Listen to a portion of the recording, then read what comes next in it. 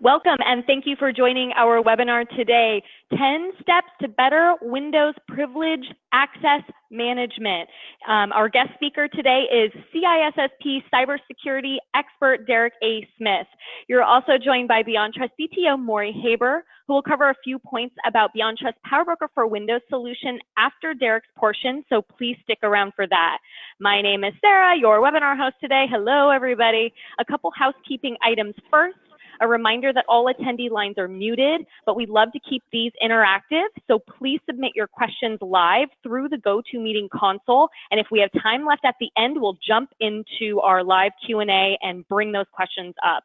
Also, today's session is being recorded. You'll receive a follow-up email containing links to the recording and the slides shown here today within 2 business days from now. The slides can also be downloaded via the handout section in the GoToWebinar console right now. Additionally, if you're attending for CPE credits with ISACA, you can download the attendance verification document in the handout section now so that you can submit proof that you attended today's session. Okay, so at this point, let's hand it on over to Derek, who's going to jump right in. I know he has a lot of content to cover, so Derek, hey, welcome, and please take it away. Hi, thank you very much. Thank you, Sarah. Hey, thank you to everyone and to BeyondTrust for having me back today. I always love doing these webinars, and I love all the great feedback that we get from you, the listeners, and I do it for you all.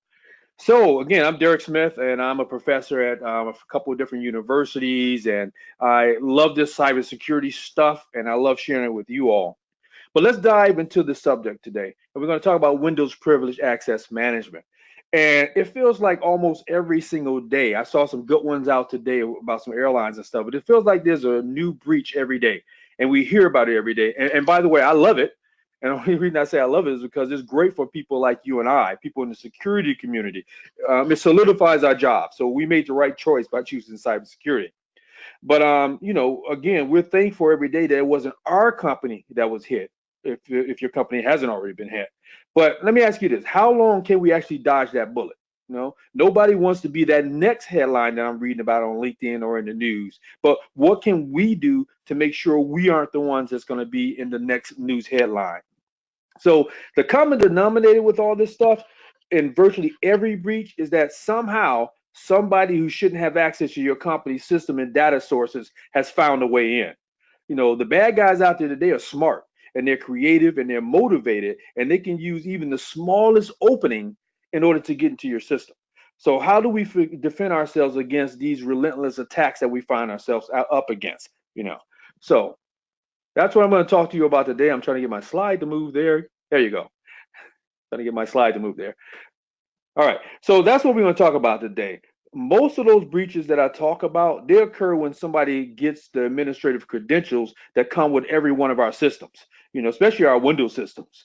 So in order to run most of the technology that we have right now, there has to be a system account out there that's going to provide us some type of high-level access that's necessary for us to set up, maintain, and operate our system.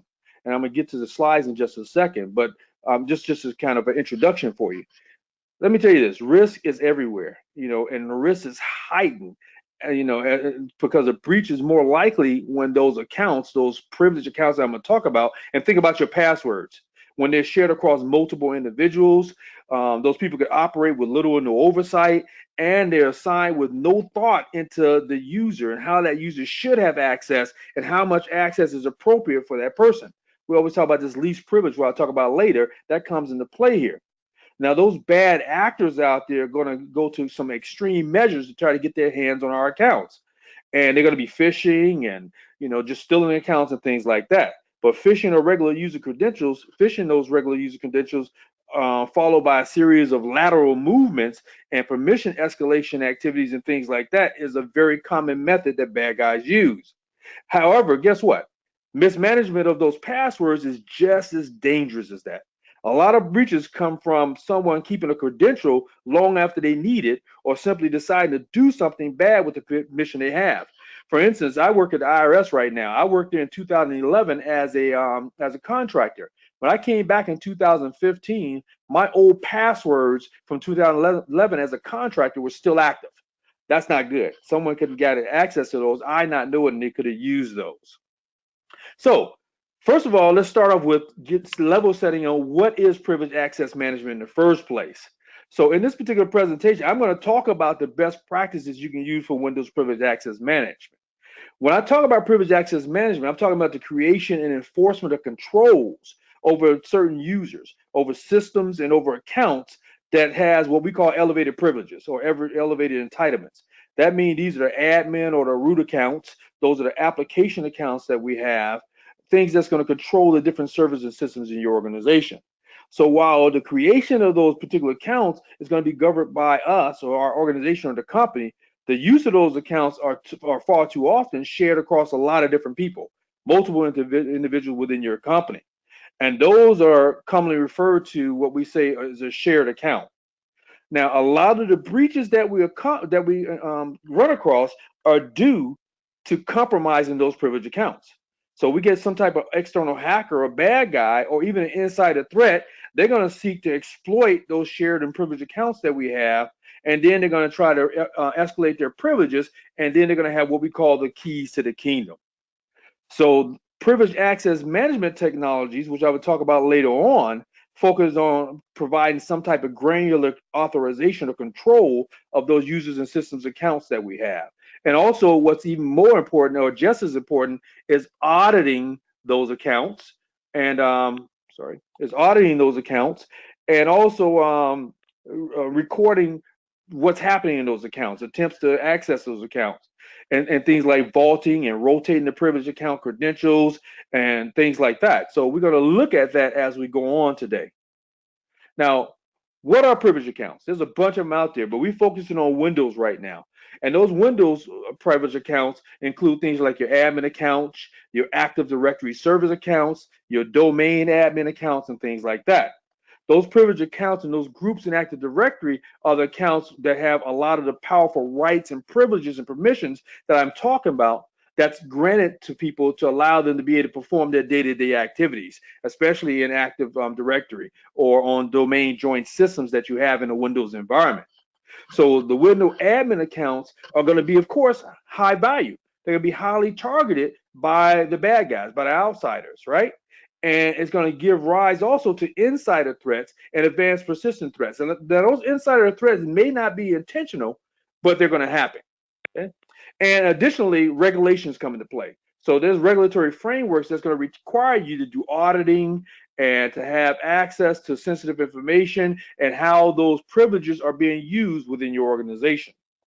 Now, I don't have this on the screen, but there are a lot of different types of accounts. I'm just going to give you a quick rundown of them. You have your local admin accounts, and those are those non-personal accounts that provide administrative access to your local host or your local instance, okay? And those are used by IT staff to perform maintenance on workstations and servers and databases and all that kind of stuff.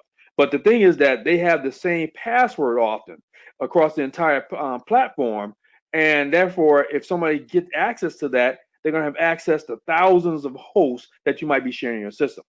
Privileged user accounts are named credentials where you've been granted administrative privileges on one or more systems. So that's usually one of the most common forms of privileged access accounts that you'll find out there. For example, on your local desktops or across the systems that you manage and things like that. So often those accounts have unique and complex passwords, and the power that you get with that account makes it necessary for you to continuously monitor how those are being used.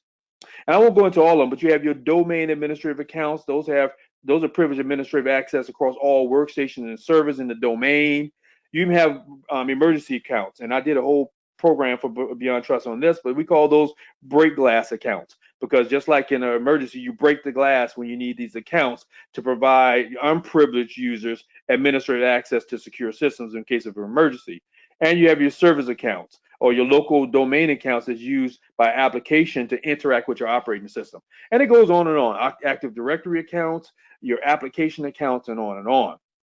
The thing is, in your organization, there's going to be those different types of accounts I just mentioned: administrative, system, operational. But companies, here's the big thing: companies have to be aware of a possible outsider or insider getting access to these accounts. Okay, so we have to make sure that we improve our countermeasures or our control measures for users with those privileged permissions. And we're going to talk about how we do that in just a second. Before I do that, though, I want to talk about 8 different ways that you can use to identify the Windows privilege accounts. It's usually very easy if you're dealing with Unix or Linux and things like that, but it's a little bit more difficult when you're looking at Windows accounts. So let's take a look at 8 different ones. Excuse me. So you have your members of your privileged groups.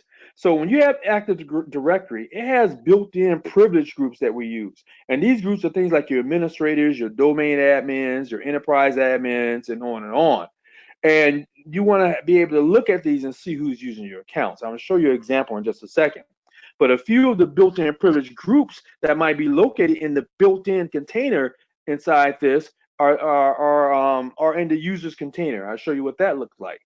And the DS Restore Mode Administrator in Windows also is there, but it's not actually seen as a privileged account in the Active Directory. But here's what it looks like.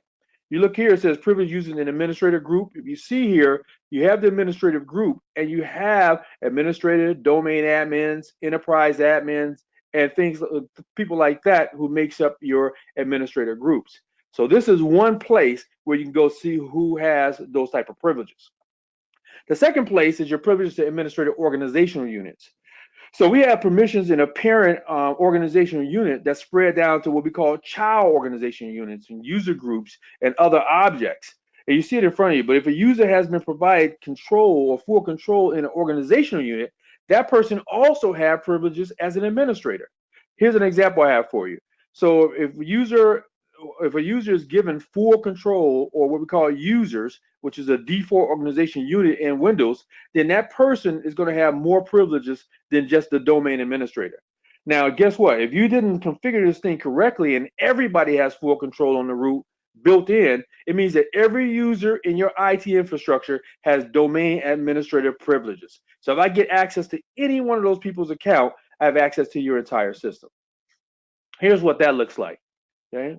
You have test 2 at the top there, and everyone has full control on your user's organizational unit in the default container. So again, you can go look at this and you see on the bottom, allow everyone full control, something that we don't want to have. Number 3, we have local admin or other users with privileges assigned from the GPO. And the GPO is your group policy objects. So as it says here, instead of having direct privilege access within Active Directory itself, there's some accounts that receive administrative privileges in a different way.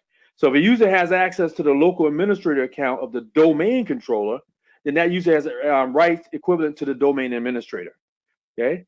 Again, he's going to have this person is going to be able to go in and modify computer configuration, modify policies, modify your Windows settings, and all that. There's also third-party PowerShell scripts that are available that can provide you a list of who these people are. So it's recommended that you use a script from a trusted source and go out and take a look at these. And this is what it looks like. Again, they have advanced settings where everybody has full control, delegated permissions on your OU. Fourth is your users who have password reset authority over other users. So this is another type of privileged user, and they have resets over your user's password. So there's some applications that let somebody who you delegate or you delegate password resets to give passwords to other people. So if that password reset permission is dedicated through Active Directory, you have to browse the permissions of that user account to check with other users to have permission to reset that password. This is what it looks like. So they go in here, and in this image you see here, user 2 has reset password permissions. You see a check there on the screen over user 1. So that means user 2 can reset the password on behalf of user 1. Again, if we get access to this account, we have access to the keys to the kingdom. 5, users who have knowledge of any privileged service account. So your privileged service account include those used for things like Exchange Server or SQL Server, and for creating backups and things like that. So if anybody has access to that or knowledge of those privileged counter credentials, that person or that service account can be used maliciously by bad guys. Your domain controllers are even more at risk if an authorized user can get administrative access to the entire domain. If you want to know if somebody's misusing your service account, you have to have an audit log or go into the audit and look at each service account to see what's there. I don't have a picture of that one for you. Users with write access to GPOs, those group policy objects.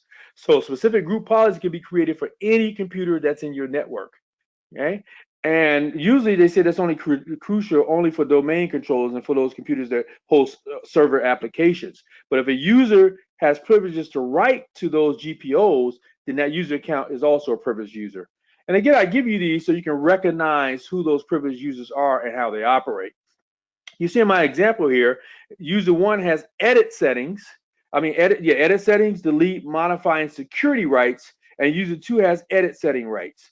So again, this is now a privileged account because they can edit, they can modify, they can write to your security credentials and also to anything else in your system. So now we're looking at someone's account that if we get access to, we can use it for malicious activity again.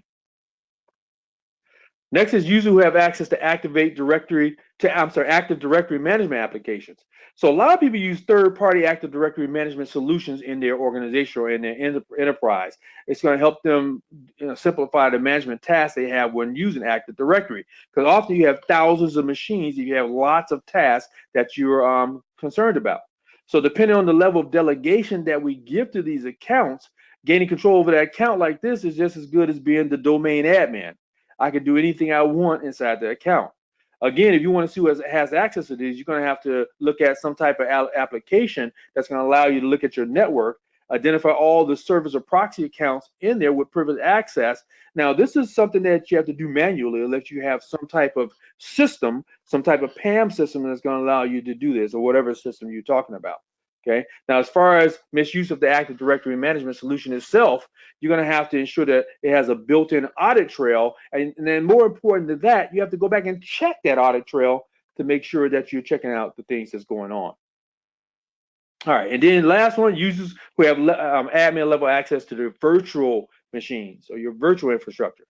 So those people who has that access are the same as people who have access to your desktops and other systems. For example, if you're managing a Hyper-V, members of the Hyper-V administrative local group have administrative level access on your host operating systems.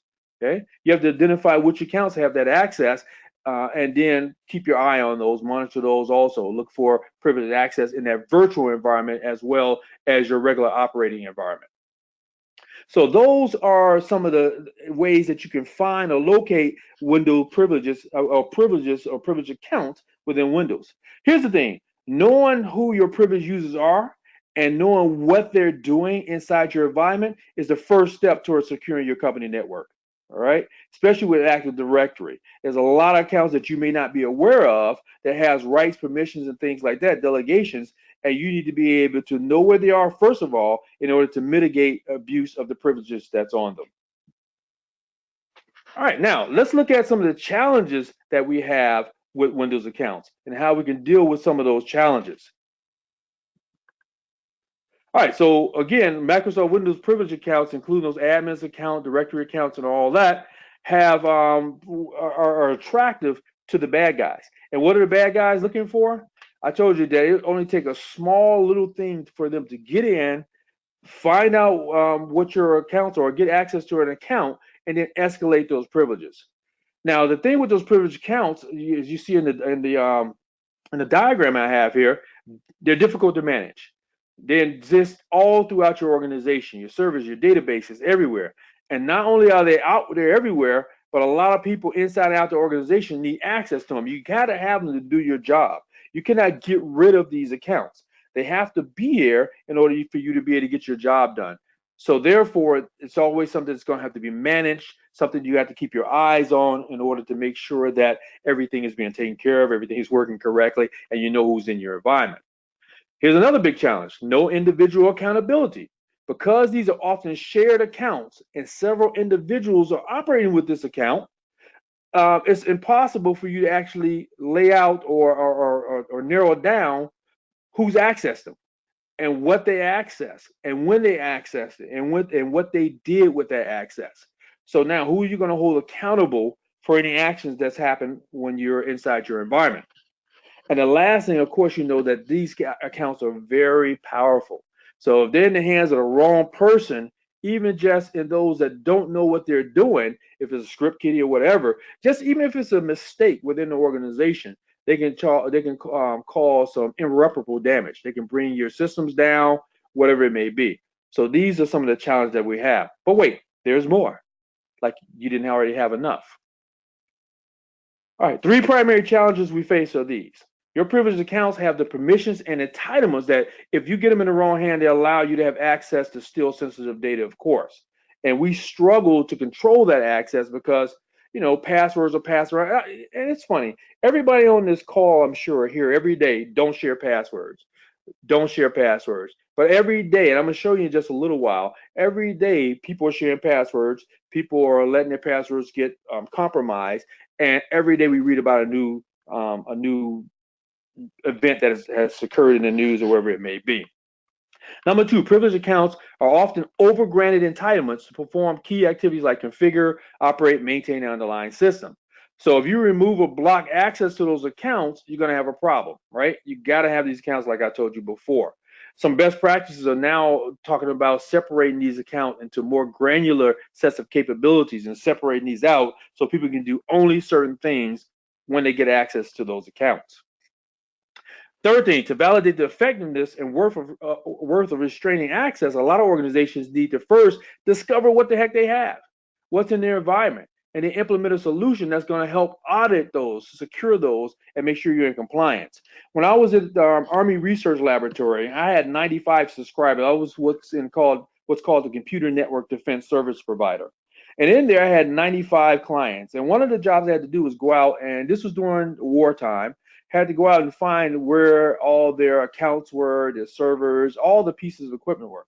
And probably 75% of the items that I found out there was not on anybody's inventory. They did not know they would exist. A lot of these, I would say, were downrange in the war zones and overseas and all that, but they weren't accounted for. So anyone could have got their hands on it, and no one would have even known what had occurred until it was too late, probably. So these are the three primary challenges I want to talk about. I said I was going to come out with this survey. So just a real recap from this survey is this, a short recap. 75% of those who were surveyed think better control of privileged account reduces the likelihood of a security breach. So they know that if you control the privileged accounts, security breach is going to go down. Even though it's kind of scary that only 75% know this, that means 25% out there that don't. 80% have a defined process for actually managing their privileged account. Okay, that's all good. But let's move over to the other side. Only 37% do not consistently change their admin passwords. That's a lot of companies out there. 30% still manage their privileged accounts manually. Now, if you have thousands of accounts in your environment, how are you going to actually do an effective job managing these things manually? 45% log or monitor admin or privileged access, and 29% change admin passwords on a monthly basis. That's only 29% changing on a monthly basis. So as you see, although people know that it's the right thing to do, on the other side, you see that very few people, or I should say, there's still a lot of people who are not doing the right things, doing due process and due diligence to make sure that these essential items that I'm talking about are covered.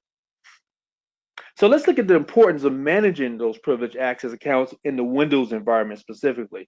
And as I show here, and I bolded it, your undiscovered, unprotected privileged accounts, which I was just talking about in my example with the Army Research Lab, and your vulnerable endpoints are everywhere. They're on your servers, they're on your desktops, they're all throughout your organization. They represent one of course, the most significant attack surfaces, vulnerabilities in your IT systems. Okay, these are the places that I'm going to be looking if I'm the bad guy in order to try to get those keys to the kingdom.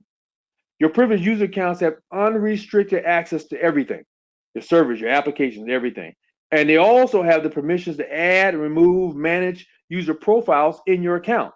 So with this in mind, it's going to be easy to see how these accounts can be misused if the bad guy gets his hand on the accounts. The next important thing to keep in mind is that your privileged accounts are those accounts which are assigned more permissions than your normal user account. So if you're going to have some potential issues with security, you're going to have some type of plan in mind, some type of method that's going to be used to identify the users to have privileges in general and also have excess privileges. How many of you have heard the story every day where we have our sysadmins who have two accounts? They have their their privileged accounts, and they have their user accounts. But every day I hear about the guys who say, you know what, I'm not going to use my user account. I'm already logged in. I'm just going to go out into the internet and do whatever I need to do, pay my bills, go into my bank account, whatever it may be, using my privileged account. And then those account credentials get compromised. See, we know what's right. It's just doing what's right that's causing the problems. And I don't know how to keep emphasizing that to the folks that we work for until they end up in the news or something like that. We have to keep that, what I call top of mind. So keep those things top of mind. And then the best way to do this is to create a list of privileged users is by going through your Active Directory users and your computers and your group policy management console, and again, identifying using those 8 methods that I showed you earlier, who your actual privileged users are. Once I know this, I can begin to try to put some things in place that's going to help me manage those accounts. And by the way, we have a way for you to do that. That's what we're going to talk about. So what's the risk of those Windows local admin accounts? I kind of talked about some of those risks as I went through and some of the things that can happen. But those Windows local accounts are a security problem for all of us out there because one set of logon credentials, that's all it takes, is usually used by all your IT administrators. And I hope that all of you on this call are not guilty of that. But that is kind of what happens. They have that one IT administrator account out there. And let me tell you, it's even as bad as this. And I hate to say this, but I used to go around the country doing surveys. And I would walk into a survey and talk to administrators. And what do you think they do? They open up the book or they'll lift a piece of paper, or worse than that, a password would be mounted on the top of their screen or on their desk for anybody to use and share these passwords so anybody sitting at their desk can use it. You know, the cleaning guy at night when he's on cleaning the office and decide he wants to play on the computer, or the bad guy who's been planted in your organization to do as the cleaning guy to do just that. And as far-fetched as that might sound, these kind of things happen. Now, this can make it difficult or impossible for you to implement, some type of identity access management or PAM policy in your organization. And PAM is part of your entire identity access management program. But it's hard to see who's gaining access to what network equipment at any given time if you don't have something in place to watch these things. Okay? Again, those accounts are everywhere. So as an attacker, or even if I'm a local malicious user or inside attacker, browsing around on your workstation and things like that, I can have that administrator access, and it might be able to discover what your passwords are, and then go in there and do whatever I want to do in your system. As I put it here as the bottom line, this is a major security issue that we have to be concerned with. Now, Active Directory domain. Your Active Directory is one of your main accounts that we use, of course, to control some of the things that go on in your Windows environment. So your Windows Server Administrator need to use, of course, this Active Directory account to perform their standard administrative tasks. Again, this is not an account we can get rid of. But ideally, your Active Directory domain admin account should only be used when privilege is required. Again, as I just gave you in my example, your administrator should not run as a domain admin when they're doing their regular account stuff or they're doing their regular user stuff, okay? And here's the big part here, folks. Get ready for the drum roll. And they should only be used by a single administrator for accountability. Every person should have their own account, as I've already stated earlier.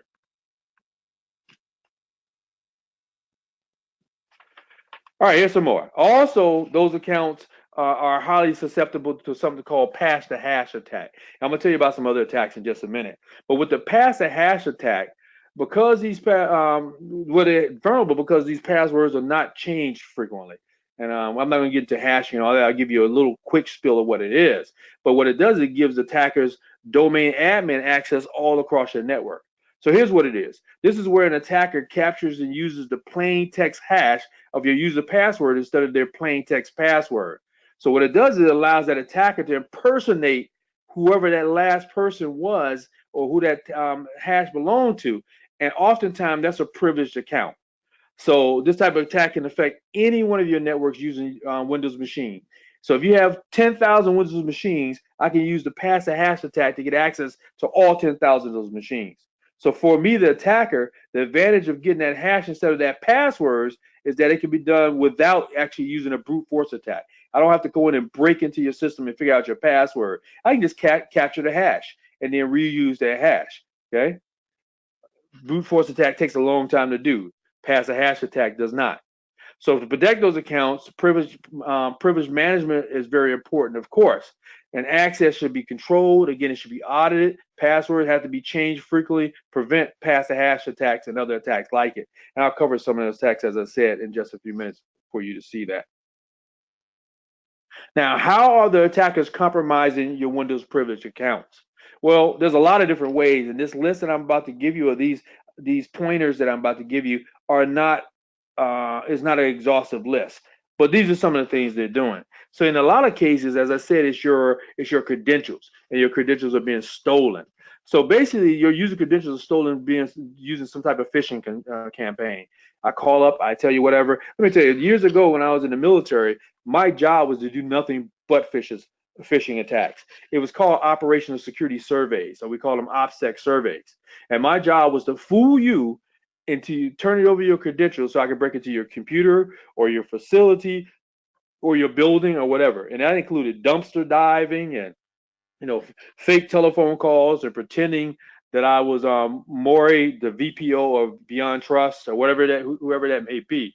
So using some type of means to impersonate somebody else. So oftentimes what happens is that the attackers are highly sophisticated and they're highly targeted.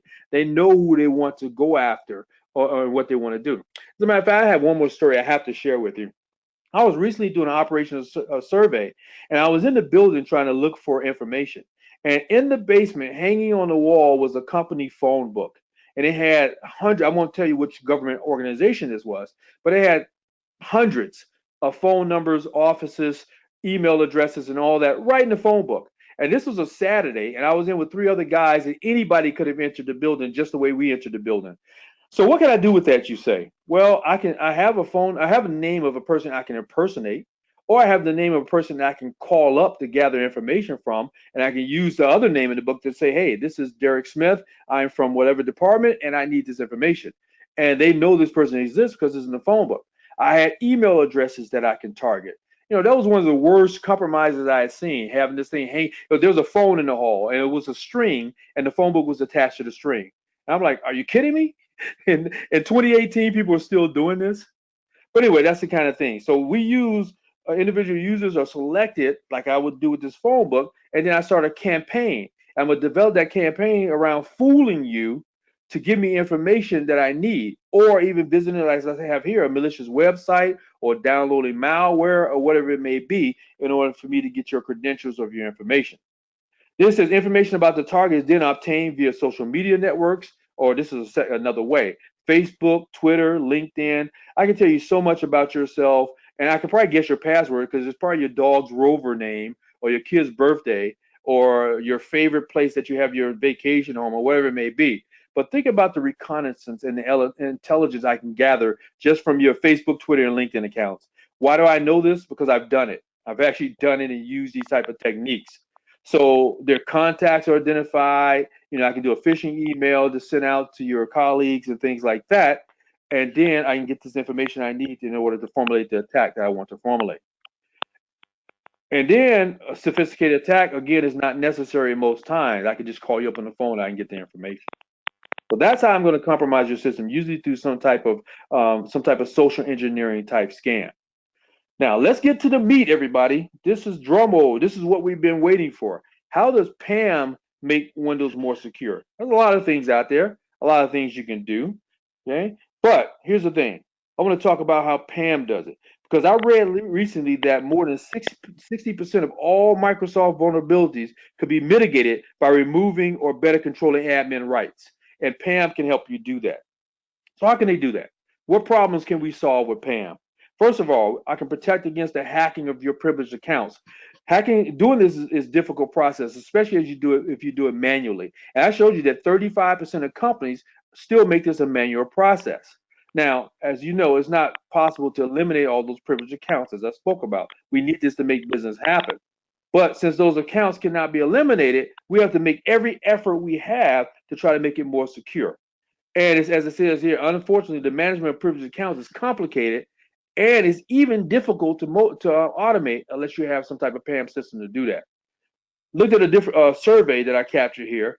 Survey was conducted by Dell and Dimensional Research, as you see. It says that of the 560 people surveyed, 41% of them revealed that they did not use any software at all, or they relied on Excel or some other type of spreadsheet to manage their accounts. Now, if I have 10 accounts and I'm working for a local doctor's office, that might be possible. But if I have 10,000, 50,000, 100,000 accounts, how on earth am I going to keep up with those in an Excel spreadsheet?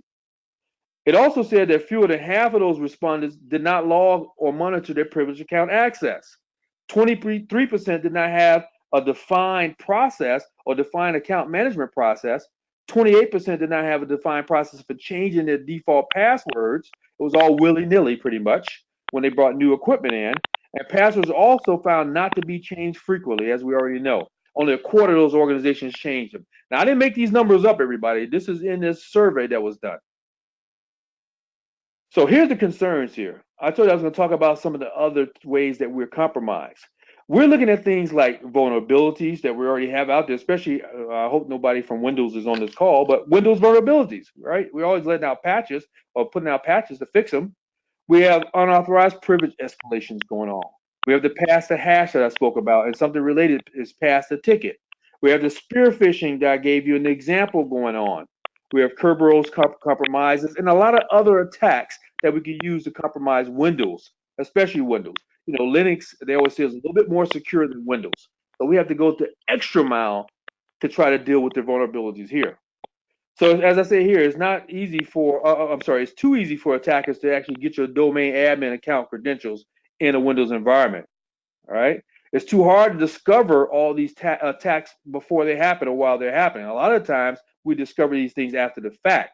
So the goal of PAM is to reduce opportunities for malicious users to get access in the first place. Also, it's going to increase the control we have over our accounts. And what's even more important, it's going to make us aware of what's happening in that environment so we can get some type of control over those things. Also, the last one is that PAM makes it harder for attackers to penetrate your network and obtain your privileged account access. It adds protection to all your privileged groups and your privileged users and all that in your domain. It adds monitoring, it adds visibility, has more granular, fine-grained control over what you can do with your particular systems. And it gives you more insight into how your administrative accounts are being used in the first place so you can garner that control. There's two key things that I'm trying to do here when I'm managing my accounts.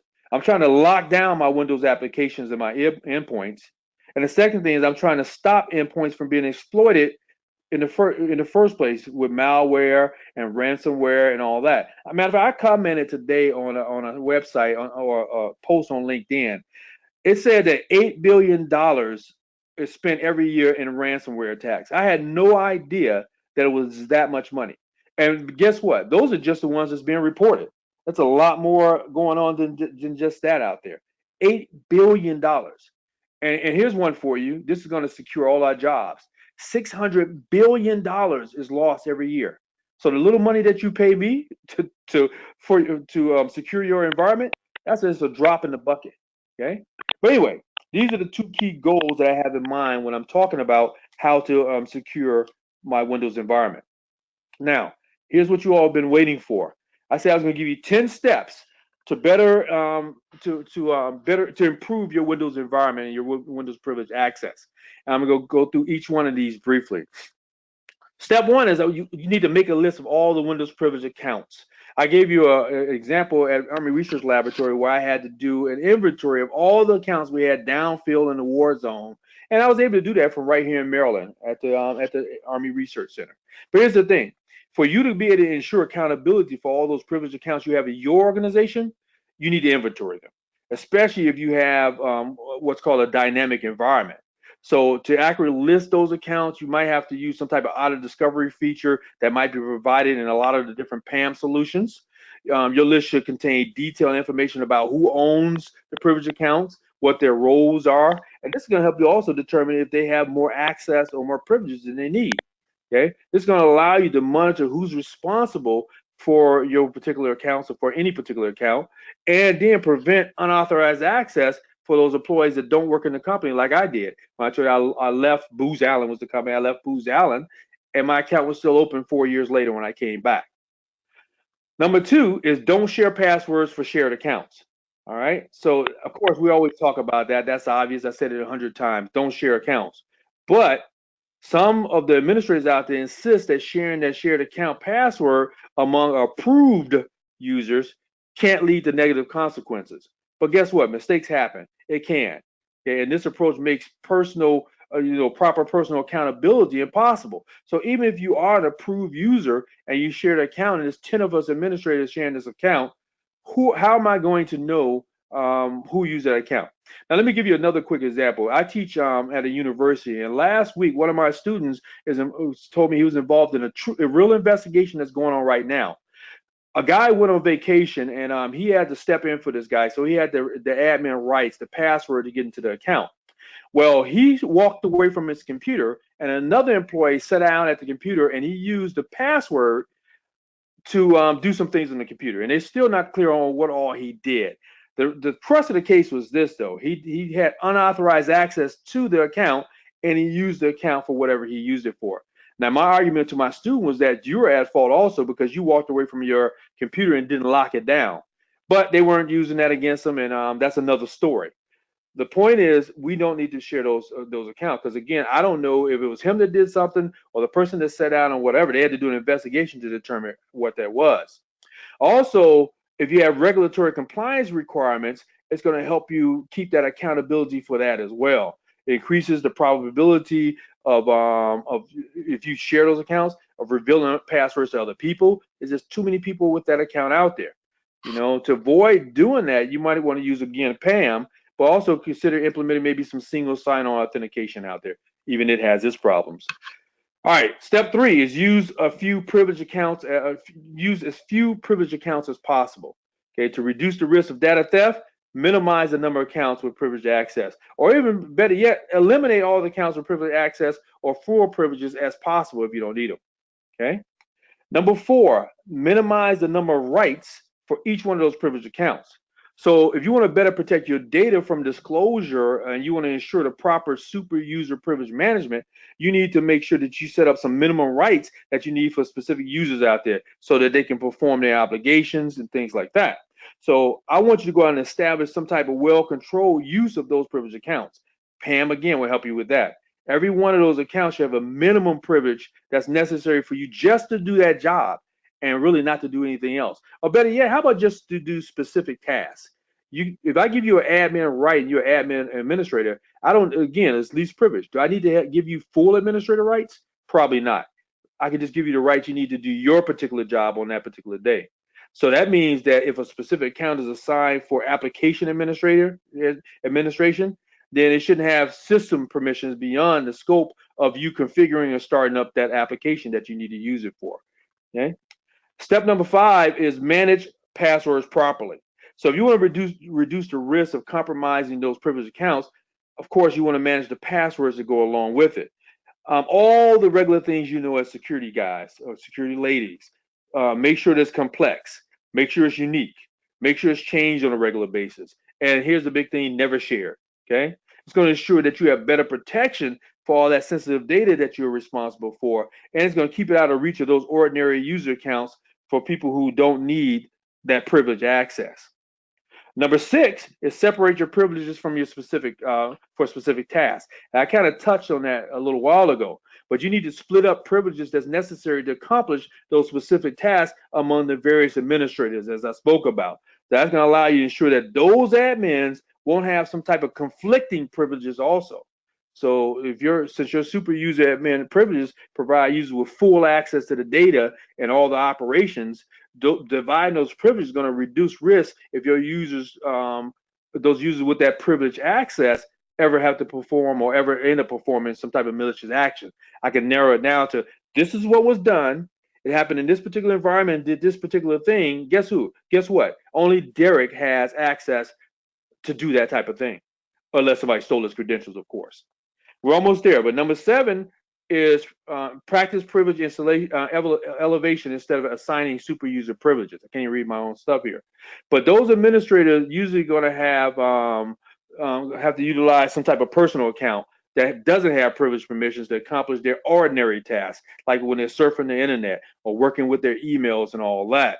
So instead of granting those people, those administrators, full access, use privilege elevation to allow them to perform whatever actions they need when they need to. Okay, this is like a temporary privilege access. It's going to reduce data theft threats within your organization. Now, use one-time passwords. The advantage of us using the one-time password, and that's your CISSP exam, by the way. What's your one-time password that's never been broken? But anyway, we'll talk about that on another webinar. But anyway, when you use the one-time password over that static one, that password, of course, can't be reused. So even if I'm an attacker and I intercept the data from some type of successful authentication session, I want to do a pass the hash or reuse your password, I can't use that copy password to get into your protected information system. Okay, so you use the one-time password, throw it away, it's not used again. So man-in-the-middle attacks and all that won't work in this case. Number 9 is use two-factor authentication. All right, so I'm going to have what we call a double layer of protection, and that's going to make sure that authentication and all that, it's going to secure my authentication. It's going to make it more difficult for third parties to intercept my data. And you all know about two-factor authentication.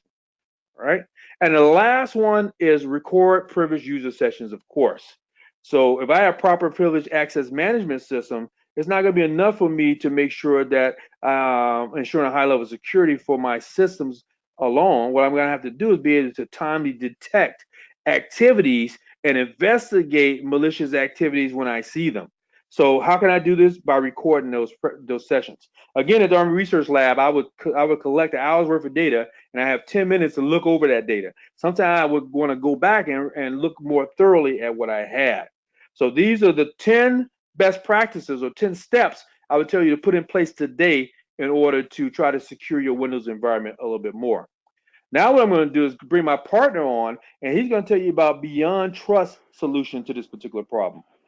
So if you can join me, Maury, you there? I can. Derek, thank you so much. My name is Maury Haber. I'm the Chief Technology Officer for Beyond Trust, and I want to thank Derek first off for the beginning of this presentation. What we want to focus on right now is specifically Windows, as Derek has done, and a solution called Power Broker for Windows. Next slide.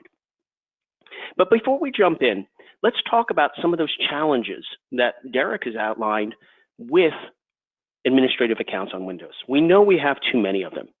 We understand that any one of them can be leveraged against the organization and cause a complete breach.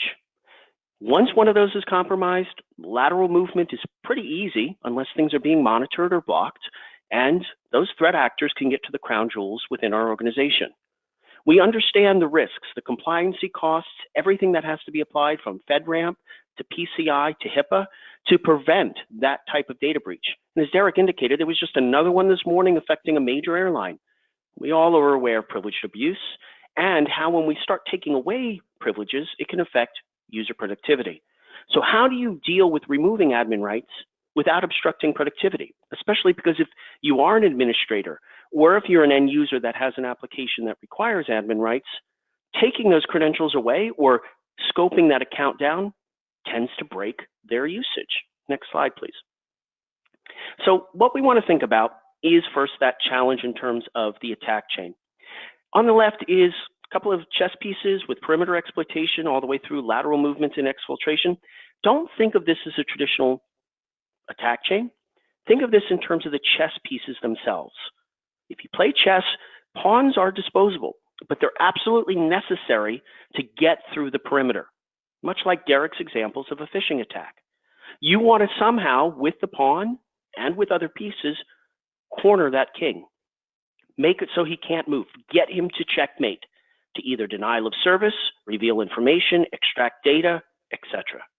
That's the goal of the threat actor. But one of those things that's so important in this step number 2 is how they're gaining privileges.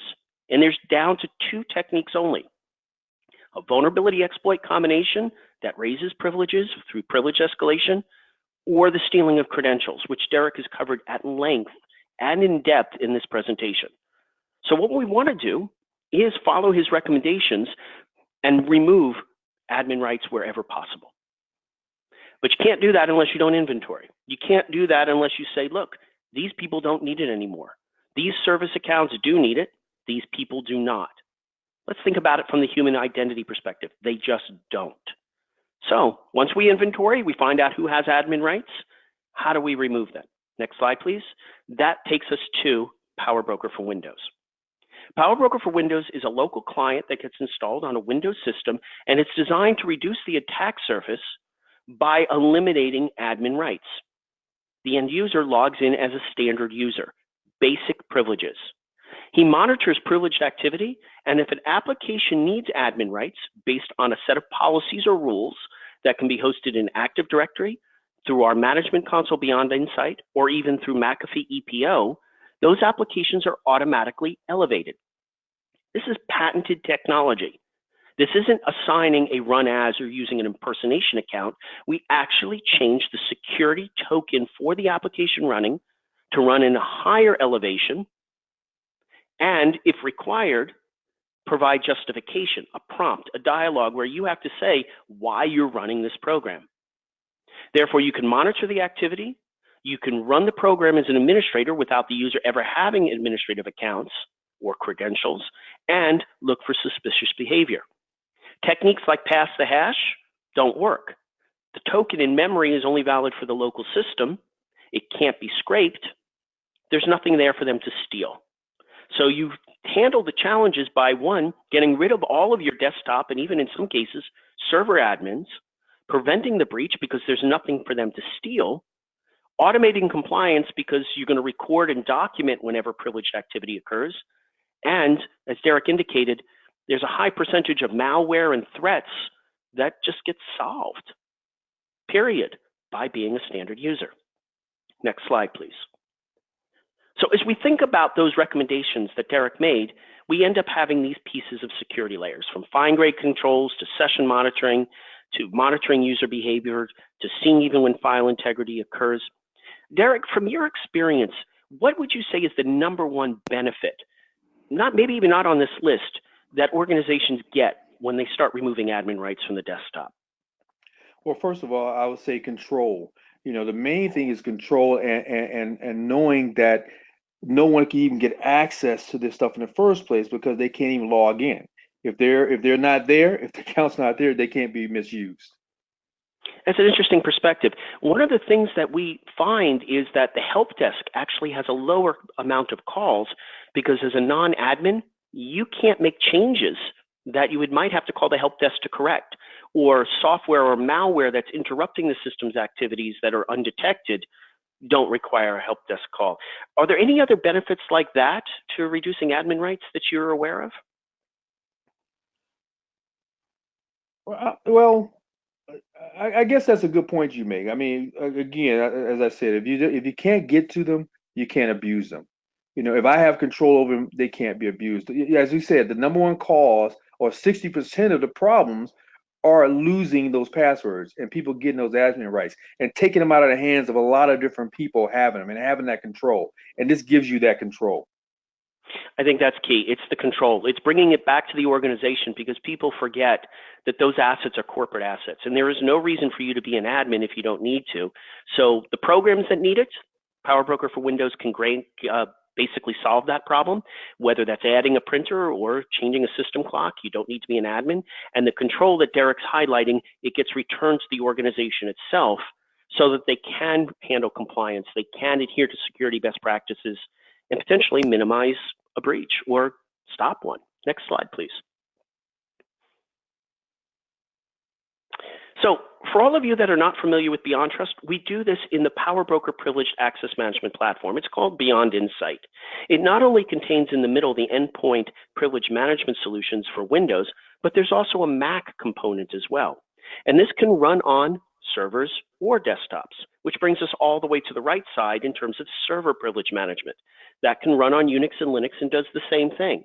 The ability for a user to log into any other platform, Linux, Unix, Mac, and not have admin rights or root or use sudo to run administrative programs like a DBA.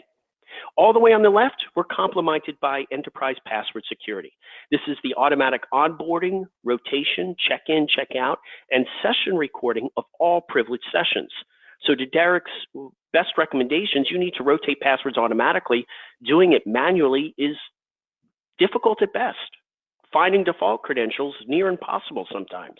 So why not put them under automation? Automatically rotate them, store that in a encrypted database, provide role-based access tied into LDAP or Active Directory with two-factor authentication to check in, check out those passwords, and even rotate them every time they're used so that they work like a one-time password according to his best recommendations. So BeyondTrust has a full PAM suite, not only on the endpoint, but for password and servers, and this technology is designed to help you get all 10 of those steps, as Derek has indicated, solved. Next slide, please. And with this, I'd like to turn it back to Sarah. Derek, thank you so much for an excellent presentation. Sarah, back to you. Thank you guys so much. Okay, you should see a poll pop up on your screen based on what you heard about PowerBroker for Windows and Beyond Insight and just BeyondTrust in general. Would you like to schedule a personalized one-on-one demo or even a conversation with us? If you select yes, somebody will be in contact with you to schedule out that conversation. Let's dive into a couple of questions. We've got just a couple of minutes left, enough time to at least get one or two questions answered. So Derek, this came in for you. Should inactive admin accounts be deleted or expunged or completely removed? Yeah, so that's kind of one of the things that we've been talking about throughout this thing. I guess it was not inactive, but if they're inactive, and I gave you my example from Booz Allen, I argue that you delete them. The only thing that prevents you or prevent these accounts from being used is that inactive administrators cannot log in the first place. And that's a defense against brute forcing or fooling it and things like that. It doesn't defend against privilege escalation, but OWASP guidelines and other guidelines would tell you and argue that you should get rid of these accounts. All right, so that's my recommendation for that one. Great. Okay, guys, I'm closing down the poll. If you haven't answered it yet, please go ahead and take a second to answer that. In the meantime, another question for you, Derek. Is it safer to be set up as a user with standard versus admin privileges in Windows 10? All right, so a simple answer is that there's a safer user, okay? So this is still vulnerable to exploit when you have this. So while they're safer if it's a standard account, they're not a it's not a foolproof process. You know, a virus is still going to exist for Windows and all that. That's going to make it more restrictive on the users that we have it. But in general, when you have a normal user, it's better for them to have a standard account, or to have, even with the administrator user, you want to have two separate accounts. Them to use a standard or a working account as well as their administrative account. Now, no matter what you use, the best way to do it is to don't visit bad websites if you have this account. Don't download files from sources you don't trust. Don't go to websites you don't trust. Don't install programs you don't trust. All the standard things we tell you about security, using whichever account you have, even if you happen to go out with your administrator account, which I don't recommend. Okay, time for one more question. So is it dangerous to have the built-in administrator account enabled? Well, look, the reason behind disabling in the first place is that you want to define what the administrator account is, and you want to do it. First of all, it's in a generic way. So your user account, again, is a user file that has administrator level privileges enabled, and essentially gives that particular user complete access to your system. So on Windows, that's called your administrator account. It always exists, whether it's enabled or not enabled or dormant or whatever. So if they do exist, you know, it's going to be a problem. So you see, disabling is going to ensure that the malware at least has to put in some effort or some work in order to get to your system. So the thing is, no, I don't want to have, I mean, it's dangerous to have them, and I wanted to have it disabled, but I got to be cognizant of that it's always there, and I'll always have to do something. A motivated and skilled hacker is going to find a way to get by it if you're not cognizant of that.